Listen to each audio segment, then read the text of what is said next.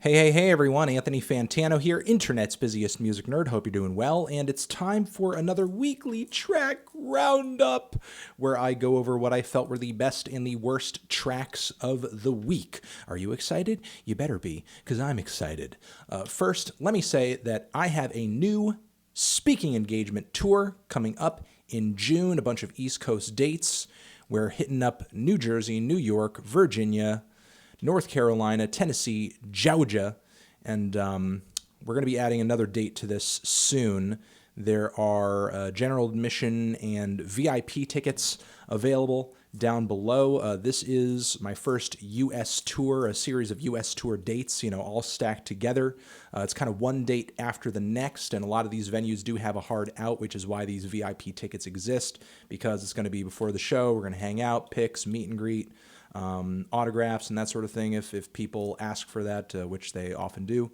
And also the people who sign up for those tickets will also be getting a special piece of secret bonus content day of show that I cannot sort of spoil the nature of which right now. So bonus content, I promise it's going to be a very special piece of content that you will be very excited about once you know what it is, the day of show.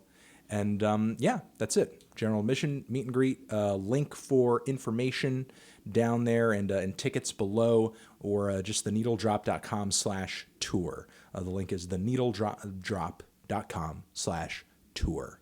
Theneedledrop.com/tour. Also, a lot of these venues, they are on the smaller side, so if you do want tickets, if you do want to be there, do try to get them sooner rather than later. And that should be it. Let's get into, of course, the Amazon and Turntable Lab Associate links. They're down there, too, if you feel like treating yourself, especially with that Turntable Lab link. Get yourself a pressing of a record I reviewed, or a turntable, or some speakers. The channel gets kickback from that, supports the segment, supports the show, supports Turntable Lab, makes you happy because you're spoiling yourself. And let's do it. Worst tracks. Let me clear my throat because we have quite a few worst tracks to get into. All right. Okay. Let's do it. All right. First, this new Dolla track. One of his trashiest singles in a while. Generic beat. Really nondescript vocals from him. Usually his singing is a bit more impressive, and some pretty corny bars from 21 Savage. I mean, typically his stuff is pretty cold, but I don't know. He just feels really off the mark on this song. Really, all in all, there's nothing all that special about this track, which is really kind of its greatest flaw. Moving on from there, Girls, new track from Rita Ora featuring Cardi B, Bebe Rexha, Charli XCX, unless I'm pronouncing Bebe's name incorrectly, and if I am, I apologize. But there have actually been quite a few people commenting negatively on this track over the past few days when it dropped Friday, and I can certainly see why. I mean, it's not just because it's a generic piece of radio pop with super glitzy production, and the vocals are like cleaned up to the point where they feel almost alien, but also just the theme and the nature of the track. It's all about women sort of feeling this physical attraction to other women and wanting to kiss them. But the thing is, it's kind of more along the lines of Katy Perry's I Kissed a Girl. It's not really about same-sex love or anything like that. It's just kind of this, I guess, attraction in a way where it's kind of like watching a lesbian porn, but clearly it was shot and made for like a straight man to watch it. It's not very I guess queer for a song about girls kissing other girls. It just sort of seems like a bit of a stereotype and more something for straight people to kind of dabble in, or for straight people to gawk at, because it's like titillation. It's a pretty cheap track, honestly. Not very impressed with the content of the song, and I don't know, just feels a little tone deaf, honestly. Just feels a little tone deaf. Moving on from there, DJ Mustard, who is now known as just Mustard, or at least on this track anyway, teams up with Nick Jonas on this really awful generic piece of just radio pop. Tasteless production. Did not think DJ Mustard would ever put together an instrumental like this. Though I guess it's nice to see that he has, more than one ace up his sleeve. And Nick Jonas sounds as boring and run-of-the-mill as ever. There's really nothing special about this track.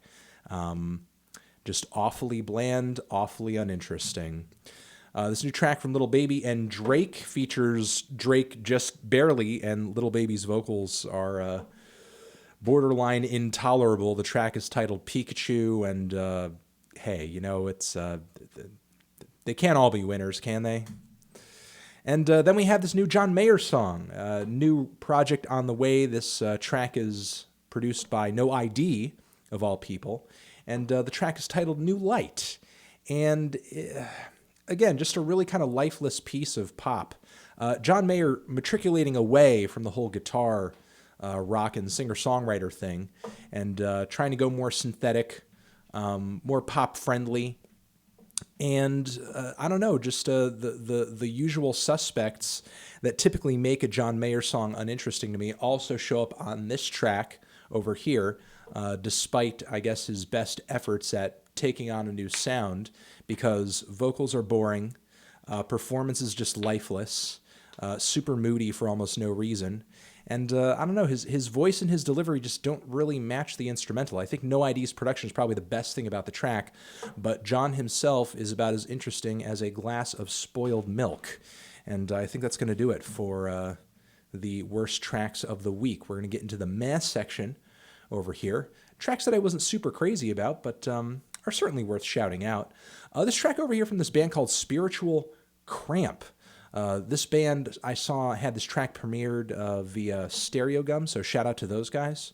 And this is kind of a nice piece of reverby, heavy, post-punky,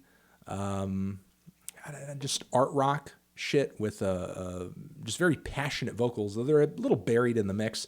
It's kind of lo-fi, but the performance is gutsy. The band has teeth, and that's definitely got me looking forward to whatever they're going to be doing after this. Also, just love that logo. Also, that police state title there, it's gnarly. It's gnarly as fuck.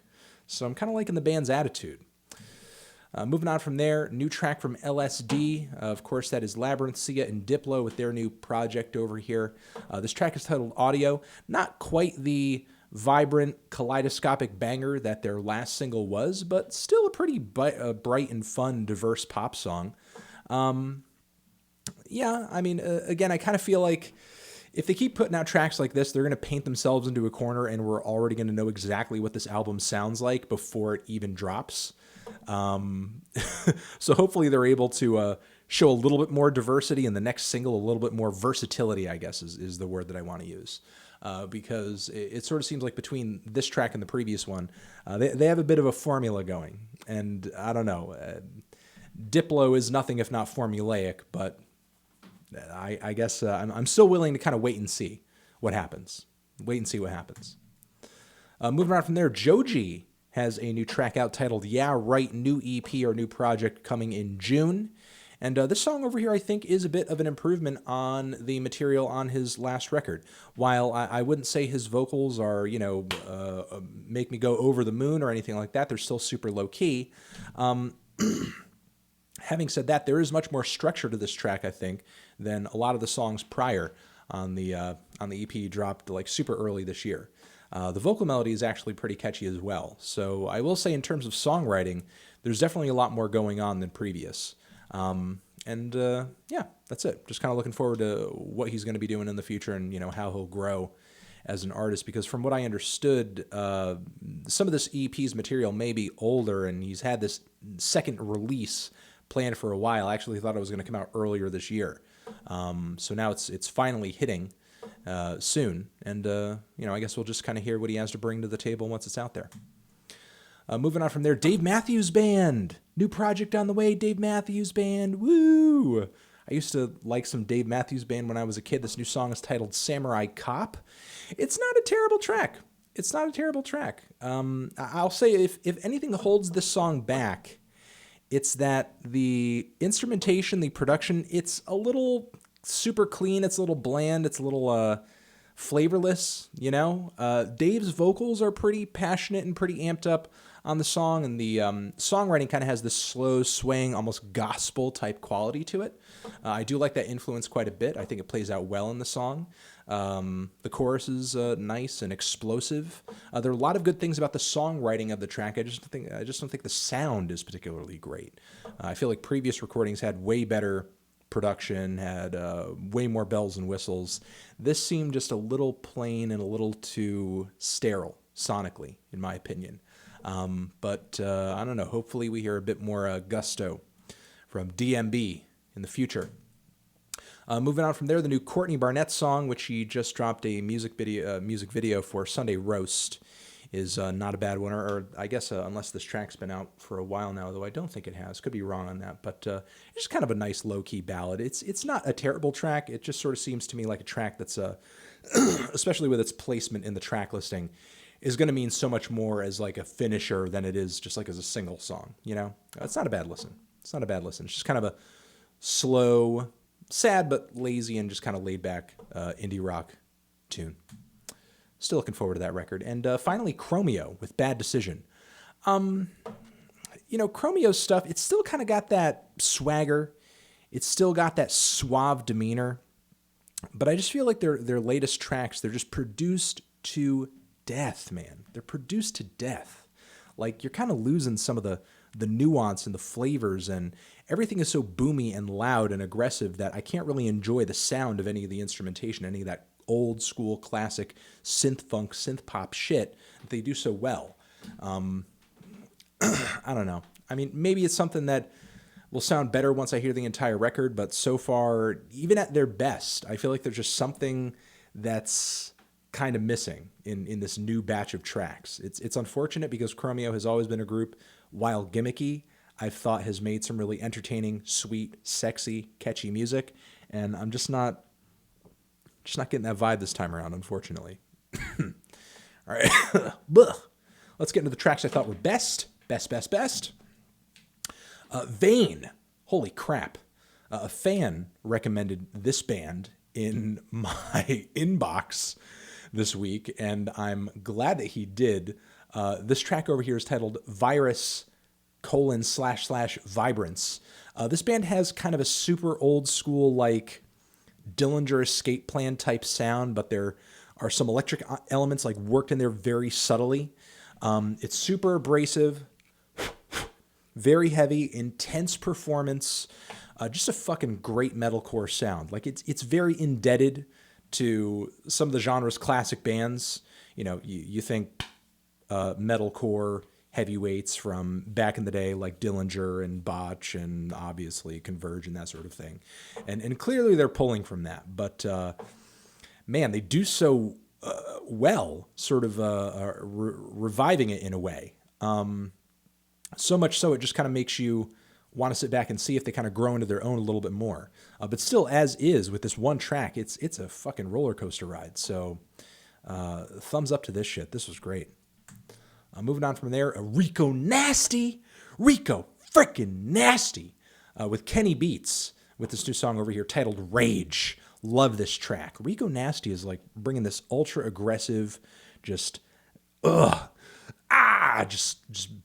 fucking teeth clenched brand of trap that I'm liking a lot. A lot of people have been sort of comparing it negatively in my experience on social media to Scarlord. Get out of my face with that shit. You're wrong. You're ridiculous. Scarlord is a one-trick pony. As much as I do enjoy some of his tracks, that new mixtape that he has out, it's so one-dimensional, I can't even handle it. Rico Nasty has quite a few songs with sort of different deliveries and stuff. This track over here is easily one of her most aggressive, granted. And even Scarlord is not the only person who's doing super aggressive trap right now. So, again, give Rico the attention and the respect and the kudos she deserves on this track, because it's a fucking heavy hitter. And she just sounds gnarly as hell on the song. It's a gruesomely produced track. And I don't know. It's just kind of a nu metal goth killer trap banger. And I just cannot wait for whatever tape she drops this year. Moving on from there, Lump. So Lump is a new musical project featuring a member of this experimental folk act from the UK that I enjoyed a while ago, like years ago I used to enjoy their shit, named Tongue, who brought together elements of like electronic music and folk and just like kind of weird post-production and strange experimental edits. And Laura Marling is doing vocals on this. And it's actually a pretty out there experimental and interesting track. I mean, I was a little underwhelmed by what Laura had done recently in terms of solo stuff, because I feel like in a way, we've almost reached a point where it's just kind of become predictable. This is just way more left field and way more surprising. I love how expressive and odd her delivery is on this track. I think it's just kind of really kind of the kick in the pants, the new spark that both of these artists needed to be trying something new, trying something different. So if you're looking for some beautiful folk music, contemporary folk with a somewhat experimental edge, but not so experimental it's a turn off. You know, it still feels like a good song. It is a bit on the long side though, so do get ready for that. It is a thoughtful, patient, and cerebral track. It's a cerebral experience. So get into this song sort of understanding and expecting that. Moving on from there, Kitten, which is a synth pop band from the West Coast who, prior in 2014, when I last heard like this band come out with an album, I was just super underwhelmed by it. It just didn't strike me as being special or interesting in any kind of way, shape, or form. Like some of the songs were kind of catchy, but outside of that, like it just seemed a little average. And I'm not saying they've kind of become the most distinct project on the block with this new song over here, which is, excuse me, it's titled Strange Embrace. I'm not saying they become incredibly unique and original on this track, but the performance is incredible. It's electrifying. The song is amazing. It's a great sort of 80s throwback, but even though it's a bit nostalgic, just that performance, the songwriting is so good. It's just instantaneously catchy, and I'm really liking it.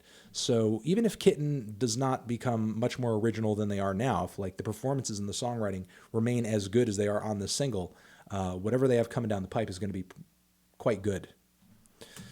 Moving on from there, Jonwayne has a new sort of Adult Swim single out, which he has also released as its own little solo thing on Bandcamp. The track is titled Last Fall, and it is a grimy piece of lo-fi hip-hop with Jonwayne's usual mix of witty, sharp, but also kind of moody and introspective bars. Really kind of loving the production on this track, loving his voice, loving his delivery, really kind of loving everything about it. So again, hardcore Jonwayne fans, or, you know, if you love that sort of underground mellow music group or Stone's Throw type sound, do not miss on this track. Do not miss it. It is good as shit. Moving on from there, Angelique Kidjo has a track out, which is a cover of Talking Heads' classic track, Once in a Lifetime. And believe it or not, she has a record on the way, which is just a cover of Talking Heads' Remain in Light. So pretty ambitious undertaking. Angelique is actually originally from Benin. She's been coming out with music for years now. And again, just a pretty ambitious undertaking for her to do this whole musical reimagination of Talking Heads music, which is not only ambitious just from the standpoint of any artist, because it's such a huge album, it's such a classic album, but it's actually pretty fantastic that she's kind of taking it back, because Talking Heads back in the 80s, when they were recording albums like this, were influenced by a variety of African music styles. And now she's really kind of like bringing that music back to, in a way, its origins, or at least its inspired roots. It's one of its major musical cultural influences. And I actually love this rendition of the song quite a bit. Like, her vocal take on it is really interesting. One of the things that has always kind of bugged me a little bit about Once in a Lifetime, as much as I love the track, as much as Remain in Light is amazing, is that with the chorus, the bass line and the bulk of the instrumentation, because, you know, it was at a time when David Byrne and Eno were like, you know, assembling these bits of loops of music on a computer. So there probably wasn't a whole lot of opportunities to change up what you were making or doing. So the fact that everything kind of remains the same as the track shifts from different parts of the song is a bit of a turnoff for me. And it's actually amazing that with all this live instrumentation, Angelique is able to kind of, move the song around a bit and, just kind of like change instrumental flavors as you have different sections of the track. So in that respect, I love this version. I love this take. And, I just love how vibrant and organic and lively the performance and all the drums are. It's just a really excellent cover. Moving on from there, André 3K is back. He has dropped 2 new tracks on Mother's Day, and has also released an announcement that I guess in some kind of capacity he's back at it. I guess we may see some new material soon, maybe album. I don't know. Now, André 3K, obviously an excellent artist, somebody who I think should probably come up in the top 5 conversation more often, even if he is in a duo, okay? Even if he is in a duo. Now, for a long time, people have sort of wondered, why have we not heard more solo material from him? He's so talented, he's so amazing. Why is he not making more music? Why are we not hearing more music from him? I feel like what we're hearing here on these tracks may in fact be why we haven't heard more material from André. And that is that the music that he's making here is so not what people expect of him. Not at all. I mean, the first track is very heavy, painful, and interesting piano ballad, though not sung and performed in a way where I think most people would instantly recognize it as André performing. And then the next track over here, which I like even more, Look Ma No Hands, is a really intriguing and strange jazz track. So, I mean, is this the direction artistically he is going in? If it is, I personally would be really interested.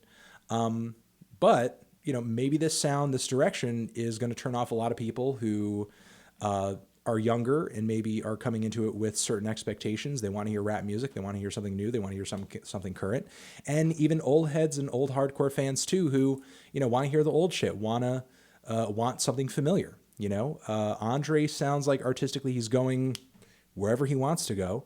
So far, it sounds good. It sounds interesting. It sounds gorgeous. But will the fans take to it? I don't know. And I think I'm going to leave it at that. Those are the tracks of the week. That is the weekly track roundup. Thank you very much. Again, we have a link to our tour down there in the description box. So if you want to grab tickets to that, sorry to everybody who's in the Midwest or West Coast. We are going to do more tours in the future, short bits of dates, and we'll, hit those areas at some point soon. But for right now, those East Coast dates are looking fresh. They're looking great. They're looking fun. And I'm going to see you guys on those, and I will see you guys also in the next video. All right? Love you, love you, love you. Anthony Fantano, forever.